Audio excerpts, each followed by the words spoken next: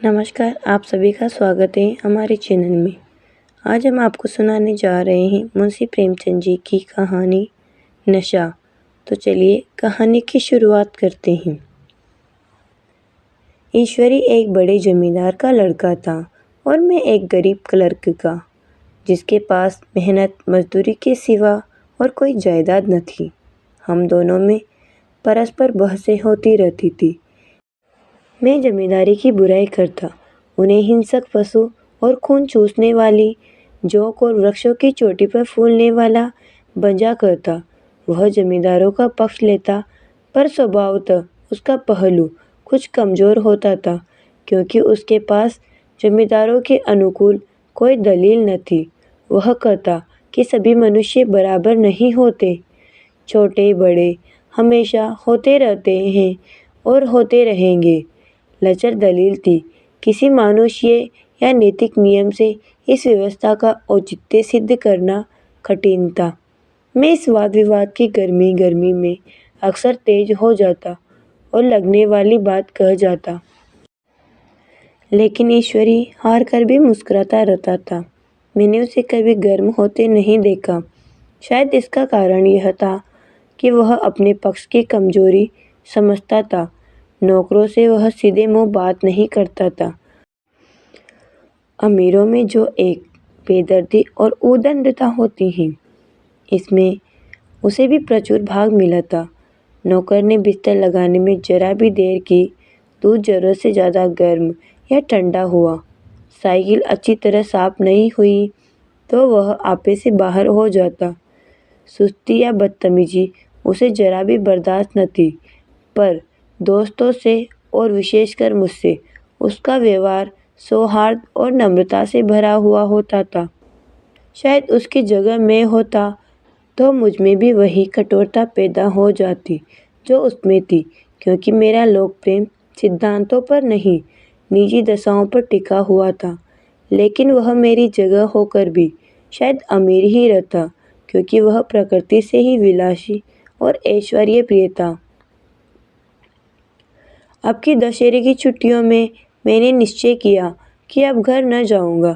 मेरे पास किराए के लिए रुपए न थे और न घर वालों को तकलीफ देना चाहता था। मैं जानता हूँ वे मुझे जो कुछ देते हैं वह उनकी हैसियत से बहुत ज़्यादा है। उसके साथ ही परीक्षा का ख्याल था। अभी बहुत कुछ पढ़ना है। बोर्डिंग हाउस में भूत की तरह अकेले पड़े रहने को भी जी न चाहता था। इसलिए जब ईश्वरी ने मुझे अपने घर का न्योता दिया तो मैं बिना आग्रह के राजी हो गया। ईश्वरी के साथ परीक्षा की तैयारी खूब हो जाएगी। वह अमीर होकर भी मेहनती और ज़हीन है, उसने इसके साथ ही कहा। लेकिन भाई, एक बात का ख्याल रखना, वहाँ अगर जमींदारों की निंदा की तो मुआमिला बिगड़ जाएगा और मेरे घर वालों को बुरा लगेगा। वह लोग तो असामियों पर इसी दावे से शासन करते हैं कि ईश्वर ने असामियों को उनकी सेवा के लिए ही पैदा किया है। असामी भी यही समझता है। अगर उसे सुझाव दिया जाए कि जमींदार और असामी में कोई मौलिक भेद नहीं है तो जमींदार का कहीं पता न लगे। मैंने कहा, तो क्या तुम समझते हो कि मैं वहाँ जाकर कुछ और हो जाऊँगा? हाँ, मैं तो यही समझता हूँ। तुम गलत समझते हो। ईश्वरी ने इसका कोई जवाब न दिया। कदाचित उसने इस मामले को मेरे विवेक पर छोड़ दिया और बहुत अच्छा किया। अगर वह अपनी बात पर अड़ता तो मैं भी जिद पकड़ लेता। सेकंड क्लास तो क्या, मैंने कभी इंटर क्लास में भी सफ़र न किया था। आपकी सेकंड क्लास में सफ़र का सौभाग्य प्राप्त हुआ। गाड़ी तो 9 बजे रात को आती थी, पर यात्रा के हर्ष में हम शाम को स्टेशन जा पहुँचे। कुछ देर इधर उधर सैर करने के बाद रिफ्रेशमेंट रूम में जाकर हम लोगों ने भोजन किया। मेरी वेशभूषा और रंग ढंग से फारकी खानसामों को यह पहचानने में देर न लगी कि मालिक कौन है और पिछलग्गू कौन। लेकिन न जाने क्यों मुझे उनकी गुस्ताखी बुरी लग रही थी।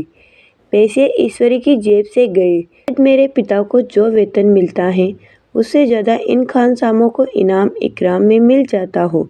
एक अटनी तो चलते समय ईश्वरी ही ने दी। फिर भी मैं उन सबों से उसी तत्परता और विनय की अपेक्षा करता था जिससे वे ईश्वरी की सेवा कर रहे थे।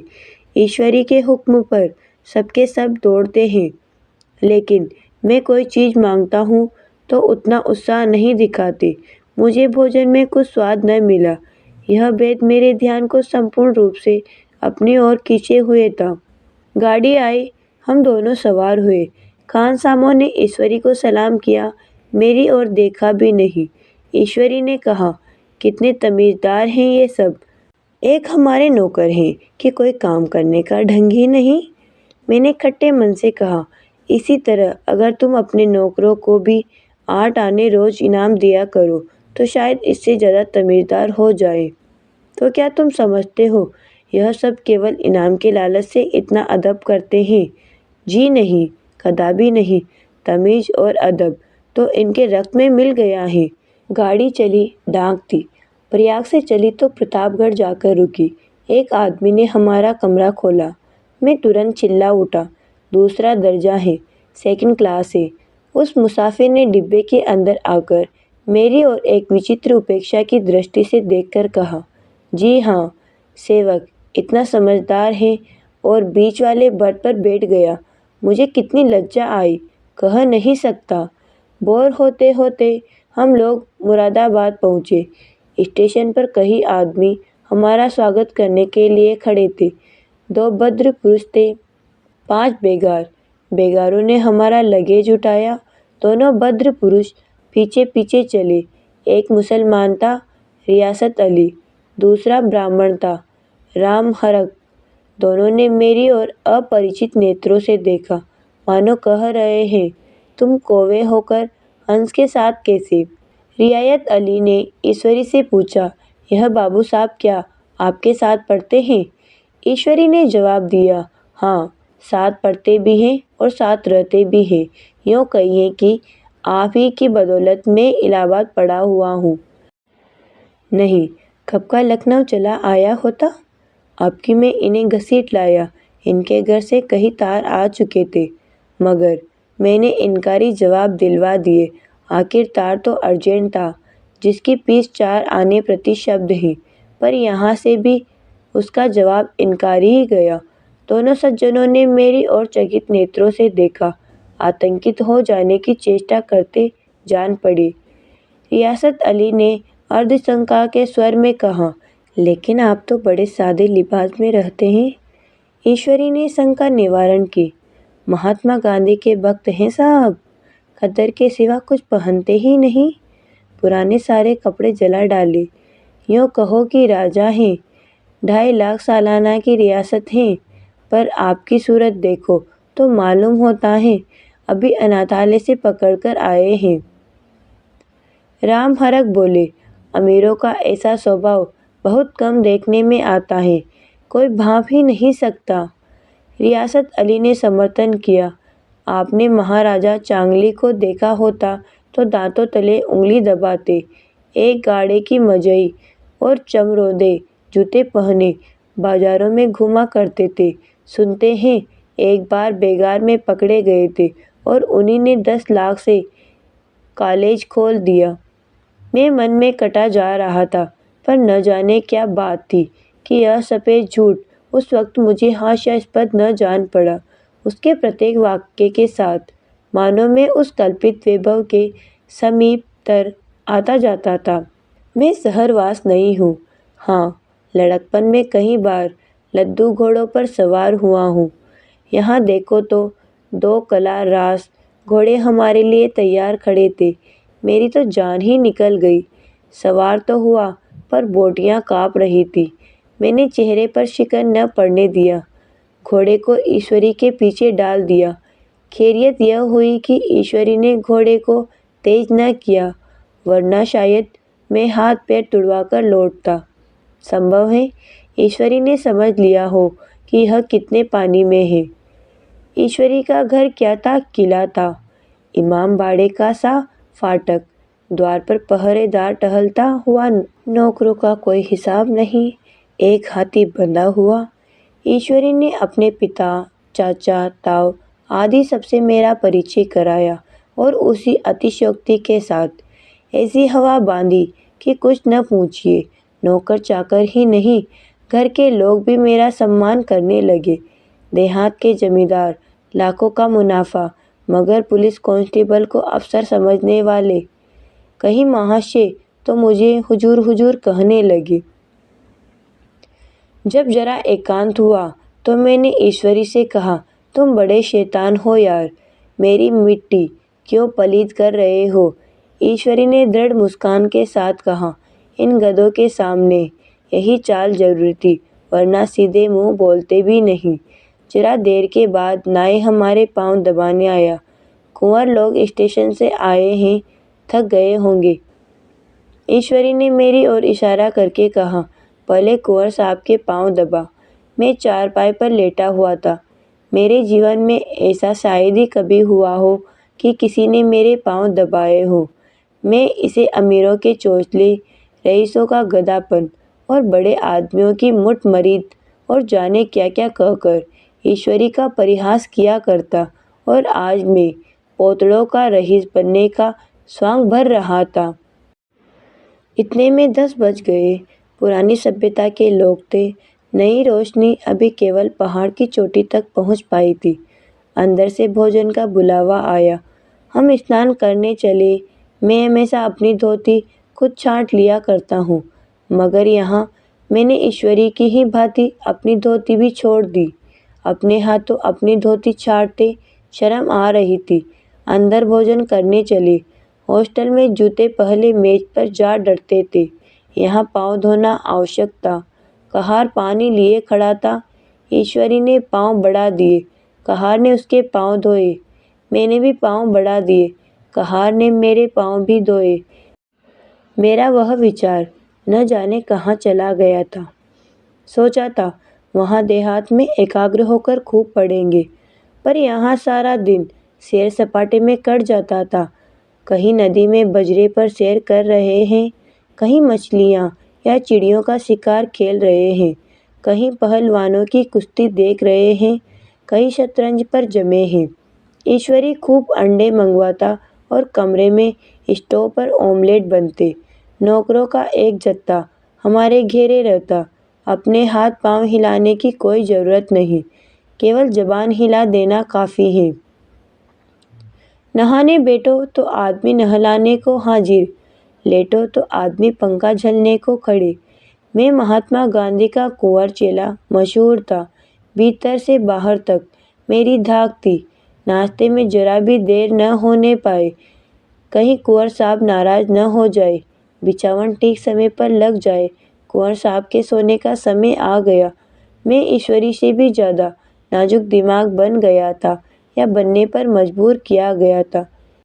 ईश्वरी अपने हाथ से बिस्तर बिछा ले, लेकिन कुंवर मेहमान अपने हाथों से कैसे अपना बिछावन बिछा सकते हैं? उनकी महानता में बट्टा लग जाएगा। एक दिन सचमुच यही बात हो गई। ईश्वरी घर में था। शायद अपनी माता से कुछ बातचीत करने में देर हो गई। यहाँ 10 बज गए। मेरी आंखें नींद से झपक रही थी, मगर बिस्तर कैसे लगाऊं? कुंवर जो ठहरा, कोई 11:30 बजे महरा आया। बड़ा मुँह लगा नौकर था। घर के धंधों में मेरा बिस्तर लगाने की उसे सुधि ही न रही। अब जो याद आई तो भागा हुआ आया। मैंने ऐसी डांट बताई कि उसने भी याद किया होगा। ईश्वरी मेरी डांट सुनकर बाहर निकल आया और बोला, तुमने बहुत अच्छा किया। यह सब हरामखोर इसी व्यवहार के योग्य हैं। इसी तरह ईश्वरी एक दिन एक जगह दावत में गया हुआ था। शाम हो गई, मगर लैंप मेज पर रखा हुआ था। दिया सिलाई भी थी, लेकिन ईश्वरी खुद कभी लैंप नहीं जलाता था। फिर कुंवर साहब कैसे जलाएं? मैं झुंझला रहा था। समाचार पत्र आया रखा हुआ था। जी उधर लगा हुआ था, पर लैंप नदारद। देवयोग से उसी वक्त मुंशी रियासत अली आ निकले। मैं उन्हीं पर उबल पड़ा। ऐसी फटकार बताए कि बेचारा उल्लू हो गया। तुम लोगों को इतनी फिक्र भी नहीं कि लैंप तो जलवा दो। मालूम नहीं ऐसे कामचोर आदमियों का यहाँ कैसे गुजर होता है। मेरे यहाँ घंटे भर निर्वाह न हो। रियासत अली ने कांपते हुए हाथों से लैंप जला दिया। वहाँ एक ठाकुर अक्सर आया करता था। कुछ मनचला आदमी था, महात्मा गांधी का परम भक्त। मुझे महात्मा जी का चेला समझकर मेरा बड़ा लिहाज करता था, पर मुझसे कुछ पूछते संकोच करता था। एक दिन मुझे अकेला देखकर आया और हाथ बांधकर बोला, सरकार तो गांधी बाबा के चेले हैं ना? लोग कहते हैं कि यहाँ सुराज हो जाएगा तो जमींदार न रहेंगे। मैंने शान जमाए, जमींदारों के रहने की जरूरत ही क्या? यह लोग गरीबों का खून चूसने के सिवा और क्या करते हैं? ठाकुर ने फिर पूछा, तो क्यों? सरकार सब जमींदारों की जमीन छीन ली जाएगी। मैंने कहा, बहुत से लोग तो खुशी से दे देंगे, जो लोग खुशी से न देंगे उनकी जमीन छीननी ही पड़ेगी। हम लोग तो तैयार बैठे हुए हैं, जो ही स्वराज्य हुआ अपने इलाके असामियों के नाम हिब्बा कर देंगे। मैं कुर्सी पर पाँव लटकाए बैठा था। ठाकुर मेरे पाँव दबाने लगा, फिर बोला, आजकल जमींदार लोग बड़ा जुल्म करते हैं सरकार। हमें भी हुजूर अपने इलाके में थोड़ी सी जमीन दे दे तो चलकर वहीं आपकी सेवा में रहे। मैंने कहा, अभी तो मेरा कोई अख्तियार नहीं है भाई, लेकिन जो ही अख्तियार मिला मैं सबसे पहले तुम्हें बताऊंगा। तुम्हें मोटर ड्राइवरी सिखाकर अपना ड्राइवर बना लूँगा। सुना, उस दिन ठाकुर ने खूब भंग पी और अपनी स्त्री को खूब पीटा और गांव के महाजन से लड़ने पर तैयार हो गया। छुट्टी इस तरह तमाम हुई और हम फिर प्रयाग चले। गांव के बहुत से लोग हम लोगों को पहुंचाने आए। ठाकुर तो हमारे साथ स्टेशन तक आया। मैंने भी अपना पार्ट खूब सफाई से खेला और अपनी कुबेरोचित विनय और देवत्व की मुहर हर एक हृदय पर लगा दी। जी तो चाहता था हर एक नौकर को अच्छा इनाम दूं, लेकिन वह सामर्थ्य कहाँ थी। वापसी टिकट था ही, केवल गाड़ी में बैठना था, पर गाड़ी आई तो टसाटस भरी हुई। दुर्गा पूजा की छुट्टियां भोगकर सभी लोग लौट रहे थे। सेकंड क्लास में तिल रखने की जगह नहीं। इंटर क्लास की हालत उससे भी बदतर। यह आखिरी गाड़ी थी, किसी तरह रुक न सकते थे। बड़ी मुश्किल से तीसरे दर्जे में जगह मिली। हमारे ऐश्वर्य ने वहाँ अपना रंग जमा लिया, मगर मुझे उसमें बैठना बुरा लग रहा था। आए थे आराम से लेटे लेटे, जा रहे थे सिकुड़े हुए। पहलू बदलने की भी जगह न थी। कहीं आदमी पढ़े लिखे भी थे। वे आपस में अंग्रेजी राज्य की तारीफ करते जा रहे थे। एक महाशय बोले, ऐसा न्याय तो किसी राज्य में नहीं देखा। छोटे बड़े सब बराबर। राजा भी किसी पर अन्याय करे तो अदालत उसकी गर्दन दबा देती है। दूसरे सज्जन ने समर्थन किया, अरे साहब, आप खुद बादशाह पर दावा कर सकते हैं, अदालत में बादशाह पर डिग्री हो जाती है। एक आदमी जिसकी पीठ पर बड़ा गट्टर बंधा था, कलकत्ते जा रहा था। कहीं गठरी रखने की जगह न मिलती थी। पीठ पर बांधे हुए था, इससे बेचैन होकर बार बार द्वार पर खड़ा हो जाता। मैं द्वार के पास ही बैठा हुआ था। उसका बार बार आकर मेरे मुंह को अपनी गठरी से रगड़ना मुझे बहुत बुरा लग रहा था। एक तो हवा यूं ही कम थी, दूसरे उस गंवार का आकर मेरे मुंह पर खड़ा हो जाना मानो मेरा गला दबाना था। मैं कुछ देर तक जब्त किए बैठा रहा। एकाएक मुझे क्रोध आ गया। मैंने उसे पकड़कर पीछे टेल दिया और 2 तमाचे जोर जोर से लगाए। उसने आंखें निकालकर कहा, क्यों मारते हो बाबूजी, हमने भी किराया दिया है। मैंने उठकर 2-3 तमाचे और जड़ दिए। गाड़ी में तूफान आ गया। चारों ओर से मुझ पर बौछार पड़ने लगी। अगर इतनी नाजुक मिजाज हो तो अव्वल दर्जे में क्यों नहीं बैठे? कोई बड़ा आदमी होगा तो अपने घर का होगा। मुझे इस तरह मारते तो दिखा देता। क्या कसूर किया था बेचारे ने? गाड़ी में सांस लेने की जगह नहीं, खिड़की पर जरा सांस लेने खड़ा हो गया तो उस पर इतना क्रोध। अमीर होकर क्या आदमी अपनी इंसानियत बिल्कुल खो देता है? यह भी अंग्रेजी राज है जिसका आप बखान कर रहे थे। एक ग्रामीण बोला, दफ्तरान माँ घुसन तो पावत नहीं, उस पर इतना मिजाज। ईश्वरी ने अंग्रेजी में कहा, what an idiot you are Veer. Veer तुम कितने मूर्ख हो। और मेरा नशा अब कुछ कुछ उतरता हुआ मालूम होता था। हमारी यह कहानी यहीं समाप्त हुई है। आपको कहानी कैसी लगी हमें कमेंट बॉक्स में ज़रूर बताएं। हम आपके लिए ऐसी कहानियाँ जल्दी लाते रहेंगे।